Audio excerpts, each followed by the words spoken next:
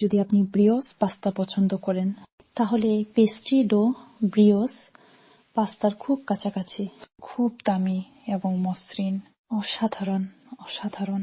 সবচেয়ে ভালো কাজ ফোং মিক্স, সিনাবন ক্রুসান, যাত্রা, খুব মিষ্টি ছোট স্যান্ডউইচ, ডো। এখানে ট্যাঙ্ক পদ্ধতি ব্যবহার করা হয়েছে। জং, আধা কাপ পানি, 2 চামচ ময়দা নিয়ে ভালো করে মেশান। তারপর ধীরে ধীরে মাঝারি আঁচে এটি রাখুন যতক্ষণ না এটি প্রায় ভাজা ফ্লেভারের মতো ডো তৈরি হয়। এখন এতে আগুন থেকে নামিয়ে ঠান্ডা হতে দিন। অবশ্যই ঠান্ডা হতে হবে।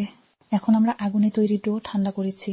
গরম পানি 1 কাপ প্রস্তুত করেছি, 3 চামচ দই এবং টাইমের ডো, 1 চামচ ইস্ট, 1 চামচ মাঝারি বেকিং পাউডার, চিনি, 1 চিমটি লবণ। ভালো করে মিশান যতক্ষণ না তারা মিশে যায়।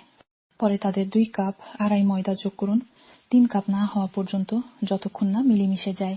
এবং দেখতে হবে ময়দার ধরনের উপর নির্ভর করে কিছু ধরনের ময়দা বাড়ানোর প্রয়োজন হয় এবং কিছু নয়। এখন নিশ্চিত হওয়ার পরে ডো ঠিক আছে। আমার কাছে রুম টেম্পারেচারে বাটার আছে।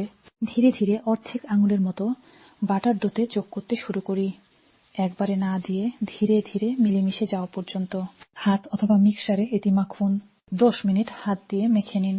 আমরা এটি প্রায় 1 ঘন্টা ধরে ফার্মেন্ট হতে দিই এবং যথেষ্ট। আমরা কাজ শুরু করি। লক্ষ্য করুন এখানে ময়দাটি খুব নরম, পিঠা নরম হওয়ার জন্য সেরা।